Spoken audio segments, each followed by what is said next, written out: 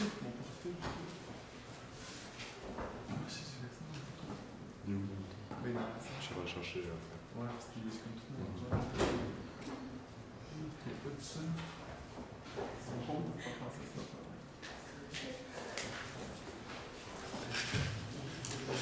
Non, j'ai dit à cause de ça.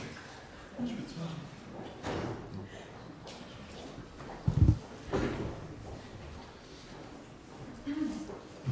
Le numéro de l'équipe, tu veux la lettre?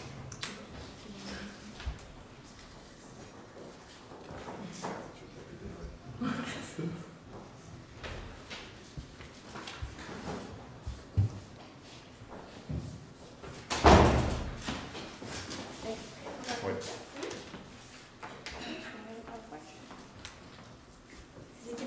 Le type K, tu me confirmes? K, oui, je vérifie, mais oui. Ouais. Oui. J'ai pas compris. Non, parce que tu as le mettons qui reste. Okay. Au moins qu'il soit sûr qu'on a vu. Ah, ok, si, c'est ça que je voulais dire. C'est le début, ça. Oui, c'est ça. Le record qu'il y avait. Parce que les autres sont des pancartes derrière qui montrent les 5 minutes, que là tu pourrais. Ouais. C'est ça.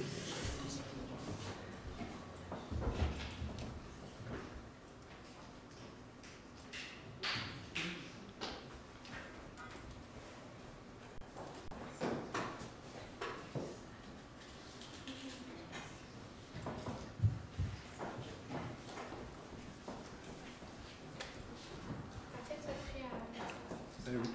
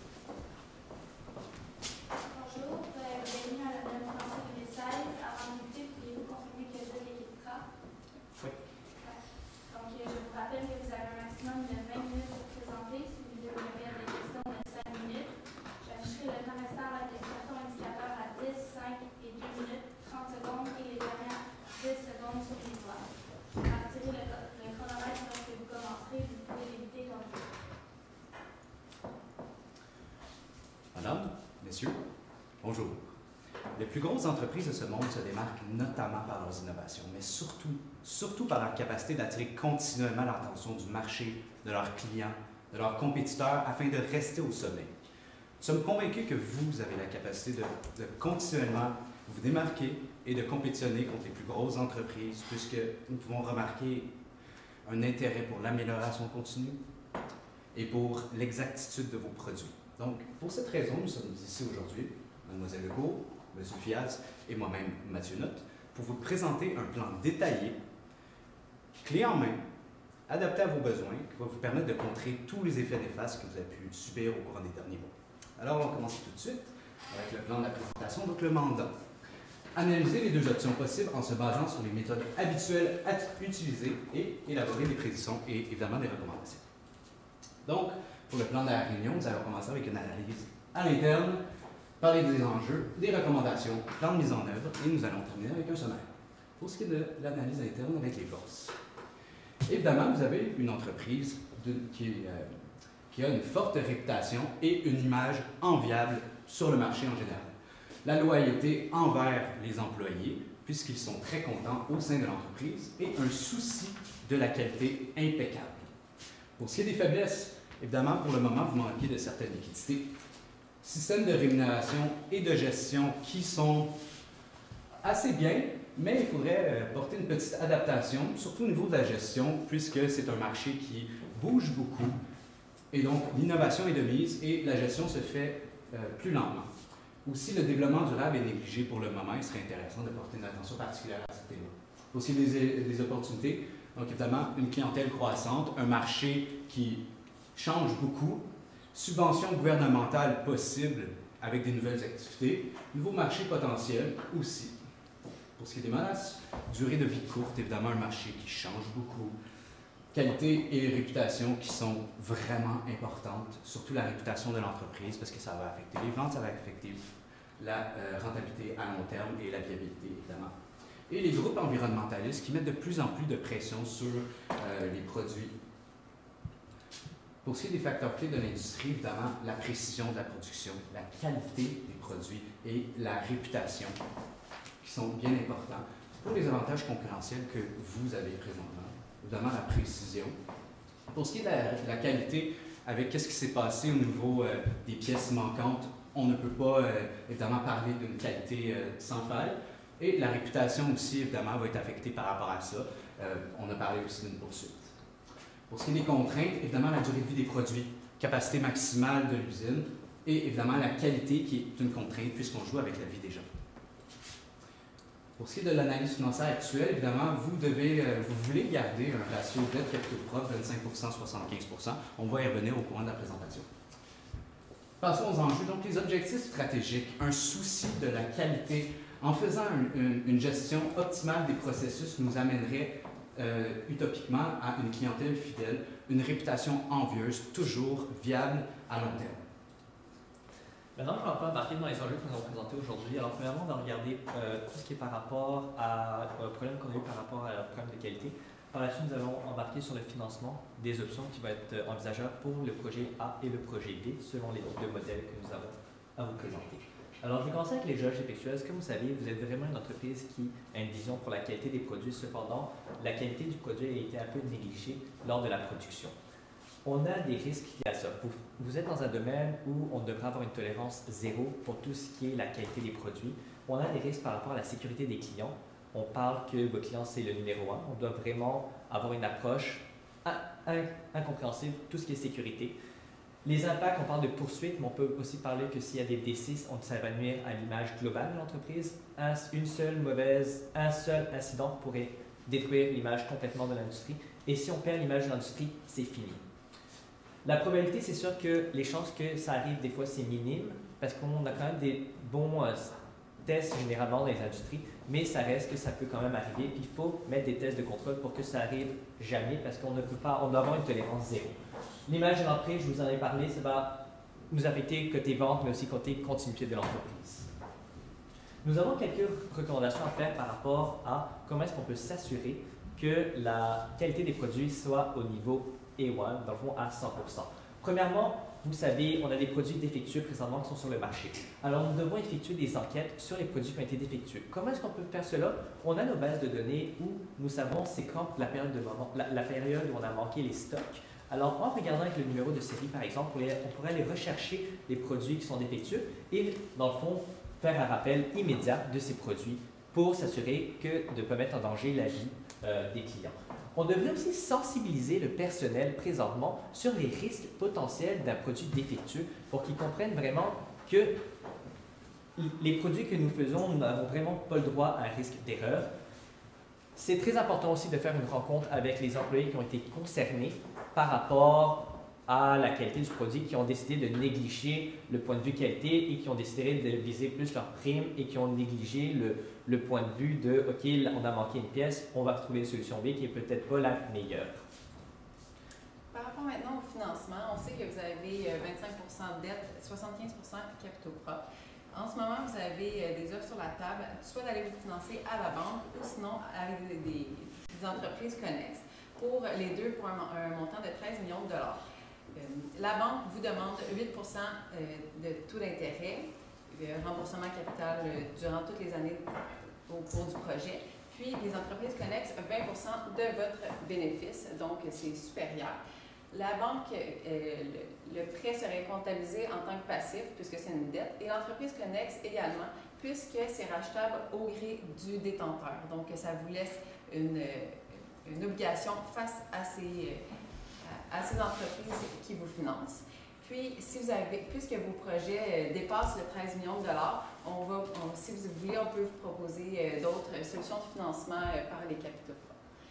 Par rapport à la proportion, la dette, les intérêts sont déductibles, puis ça amène un certain effet de levier. Plus vous êtes endetté, plus ça vous permet d'aller chercher des opportunités. Puis, pour les capitaux, ça vous laisse une certaine marge de manœuvre pour négocier certaines conditions des prêts. Puis, l'apport des investisseurs, si vous avez des personnes qui sont dans le milieu, ils pourraient amener certaines notions à votre entreprise. Donc, pour le financement en général, vous avez aller vous faire financer, ça vous amène des opportunités d'affaires. Par contre, ça vous amène des risques quant à l'endettement. Pour ce qui est des deux modèles maintenant, le modèle A, on sait que vous avez besoin d'un investissement initial de 14,5 millions de dollars. Nous avons pris en considération que les équipements s'amortissent à 20 selon le taux d'imposition, la catégorie fiscale, désolé, pour un rendement de 7,32 En fait, c'est la proportion dette capitaux propres qui intérêt la portion rendement exigé par la banque est déductible d'impôt. Donc, ça vient diminuer un petit peu votre 8 demandé. Puis, 13 millions, on sait que la proportion dette de 25,75 vous la demandez. Pour 13 millions de dollars, ça ne devrait peut-être pas changer énormément votre proportion, puisqu'on sait que vous avez une poursuite de 100 millions. Donc, c'est quand même, par rapport à votre entreprise, c'est quand même négligeable. Pour finalement un prix de vente unitaire de 550 $ pour chaque unité vendue. Par rapport aux avantages de ce modèle, ça amène des réparations plus faciles pour la production, des dépenses en immobilisation moindres que pour la B, puis une force optimale au niveau du produit pour les 3 pièces ça amène une certaine force au produit. Par contre, pour les inconvénients, ça amène des effets négatifs sur la santé. C'est sûr que vos employés sont très importants pour vous actuellement. Les procédés sont nocifs. Ça peut avoir des effets contre eux, puis avoir peut-être des poursuites sur leur santé dans plusieurs années. Et le risque pour l'élimination des déchets, c'est sûr que, encore une fois, vous avez certaines façons d'éliminer les déchets. Par contre, c'est un procédé quand même qu'on doit suivre, donc ça amène certains risques. Et une performance inférieure du produit qui peut être un petit peu négligeable, mais quand même, il faut y penser.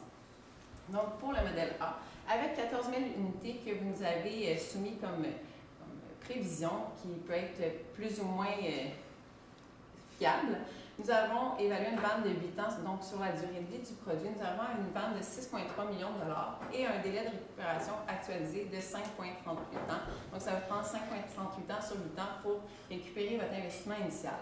Et pour la marge, en fond, par produit est de 242 $ par unité. Puis, pour le modèle A, on sait justement que 14 000, c'est plus ou moins fiable. On vous a fait une vente sur 12 000 unités, comme si vous avez moins de produits, vos prévisions sont inférieures à ce que vous pensiez. Donc, une vente de 3,6 millions, qui est toujours positive, puis un délai de récupération un petit peu plus long, mais de 6,24 ans, donc vous allez chercher votre investissement initial. Donc, les coûts sont inférieurs. Par contre, les matériaux et les processus sont toxiques. Donc, c'est les deux points à évaluer pour ce modèle. Pour le modèle B, demande un investissement initial de 18 encore un amortissement de 20 Par contre, vous pouvez amortir aussi votre équipement de recyclage. Le rendement qui serait le même et un prix de vente supérieur, dans le fond, à 615 au lieu de 500 quelques dollars. Les avantages, c'est les matières recyclage qui limitent les rebuts dans votre entreprise. Donc, vous allez limiter vos déchets et vous allez surtout améliorer votre efficacité en limitant les rebuts et avoir moins de contrôle de qualité à faire puisque ça amène vraiment un plus à votre entreprise.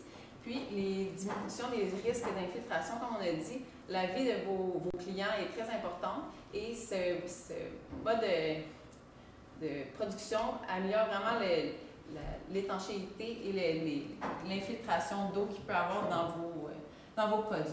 Par contre, c'est sûr que c'est des coûts supérieurs à chaque année. L'investissement initial, vous vendez plus cher, mais ça amène quand même un investissement plus cher.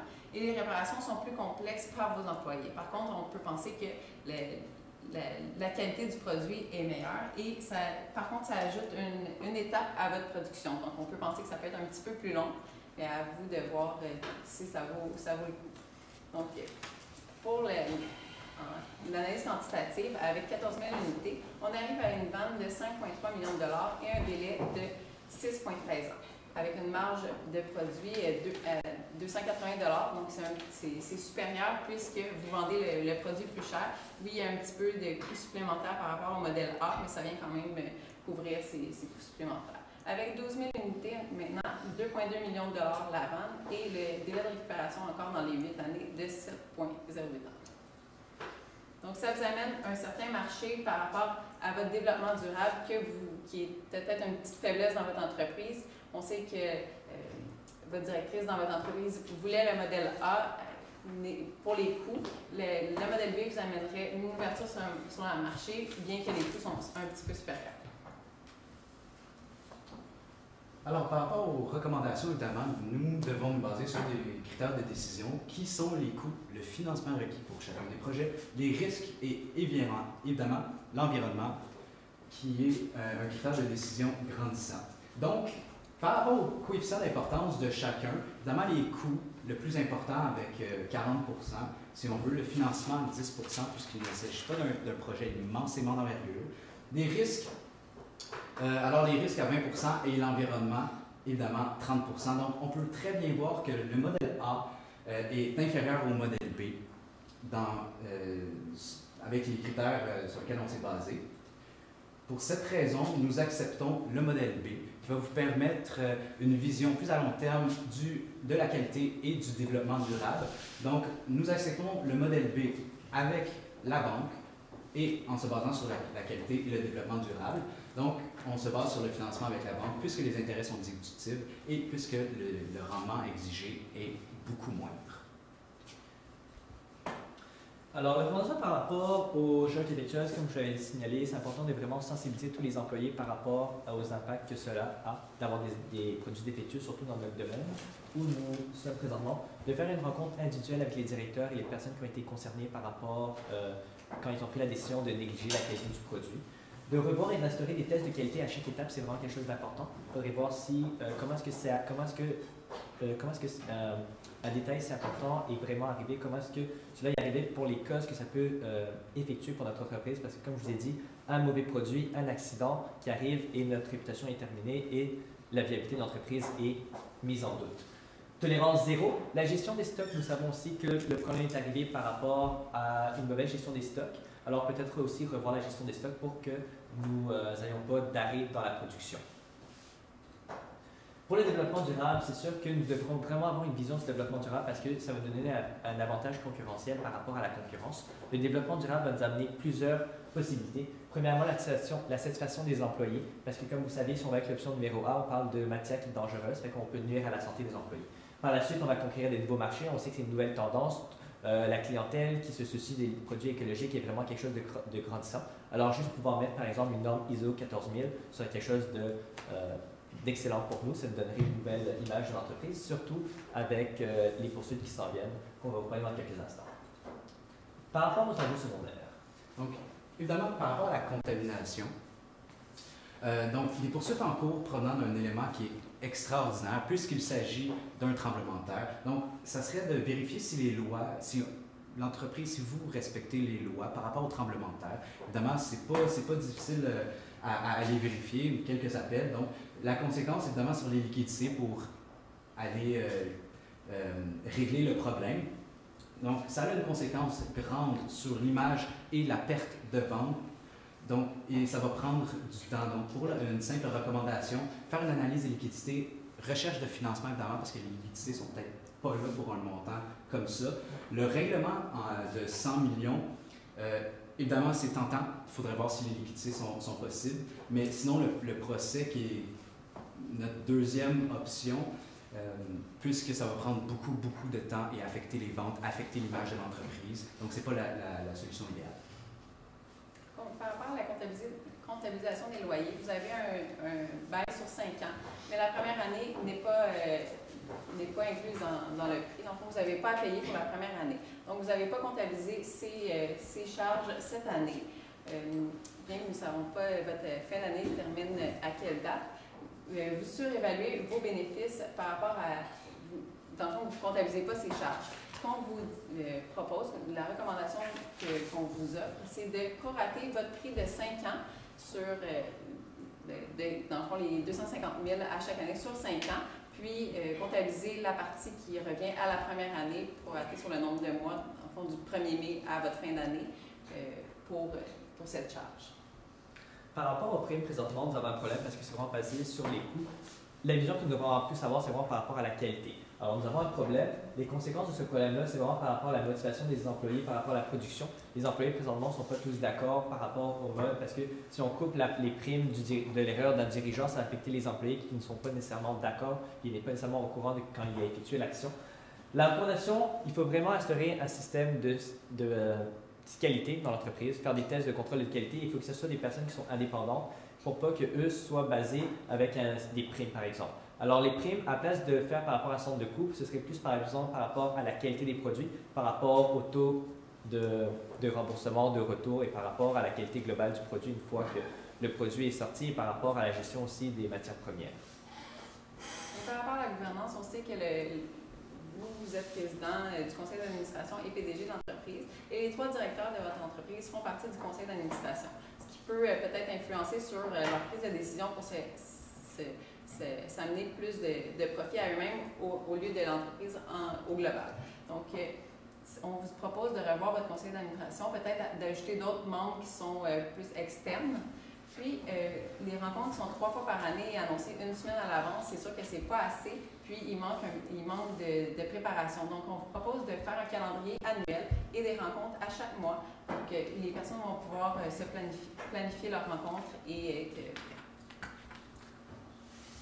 Par rapport au plan de mise en œuvre, alors nous avons effectué un petit échantillon mensuel pour voir comment est-ce que nous avons effectué cela. Alors, les jeux effectuels, c'est un problème qu'on doit régler immédiatement, alors le plus vite possible. Par rapport au modèle B, on s'est donné 2 mois avant de commencer le projet, le temps d'aller chercher un moyen de financement, de voir c'est quoi toutes les options qui seraient disponibles. Par rapport à la contamination, comme vous savez, on a une période de 90 jours avant de prendre la décision. Alors, on va regarder est-ce que nous avons la liquidité pour pouvoir payer l'option numéro A, est-ce qu'on peut aller chercher du financement par rapport à cela. Par rapport aux primes, comme vous savez, il faudrait peut-être attendre la fin du trimestre avant d'apposer quelque chose et aussi prendre en considération tous les employés. Par rapport à la gouvernance aussi, on s'est donné un délai de 1 mois. Donc, évidemment, ça apporte certains risques, donc l'acceptation des changements pour les primes, résistance au changement, probabilité surtout faible, mais les impacts sont immensément grands. Donc, donner des bonus précédents aux employés, communication des nouveaux objectifs. Parler de la qualité aussi pour l'entreprise et de la recherche et développement continu pour des nouveaux. Donc, sommairement, nous allons parler des primes, qualité, développement durable, satisfaction des clients, employés, très important pour s'assurer évidemment une place mondiale et une continuité d'exploitation. Merci. Merci.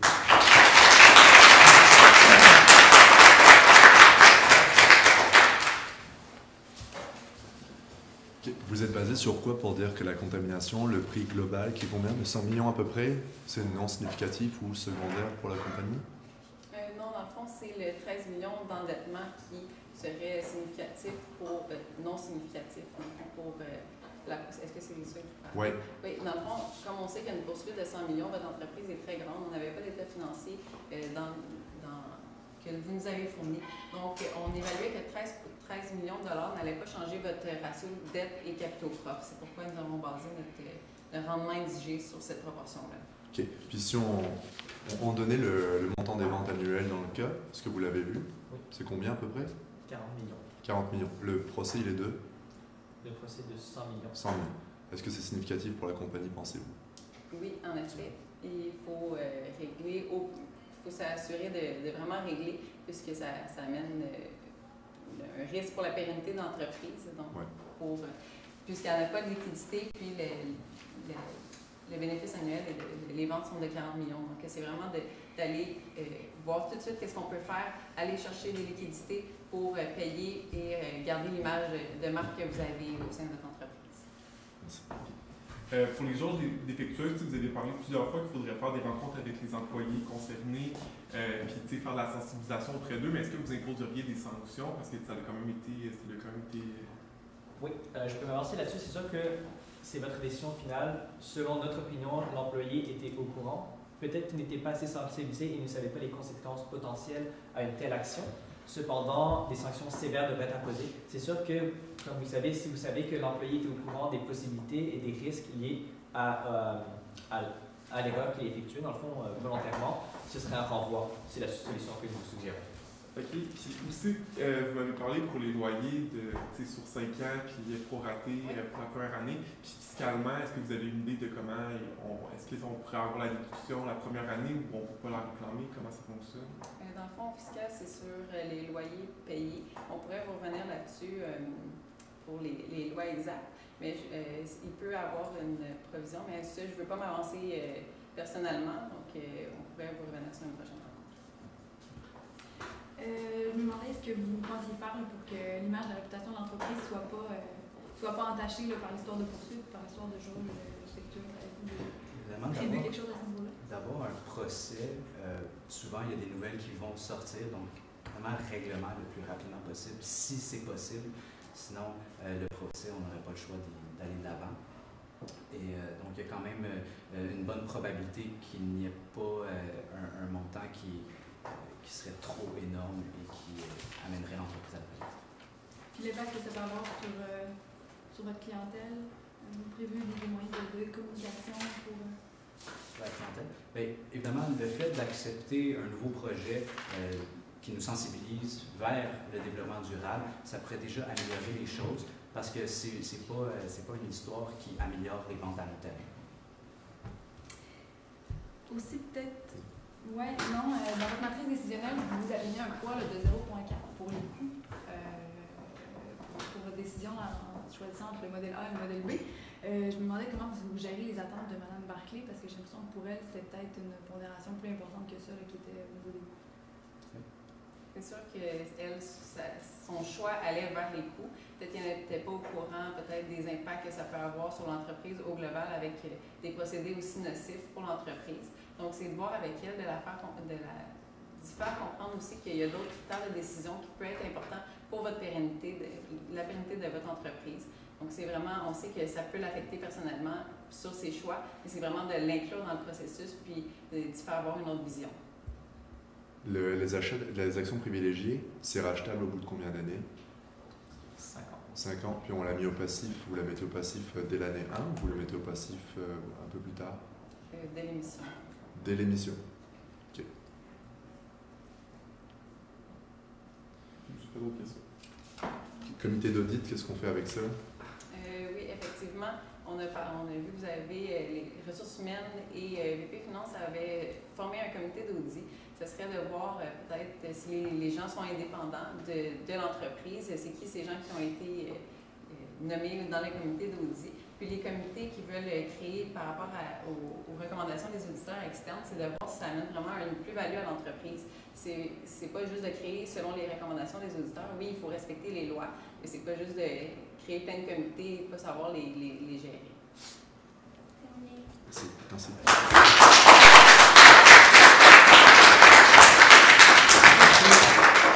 Merci beaucoup. Merci. Merci beaucoup. Merci beaucoup.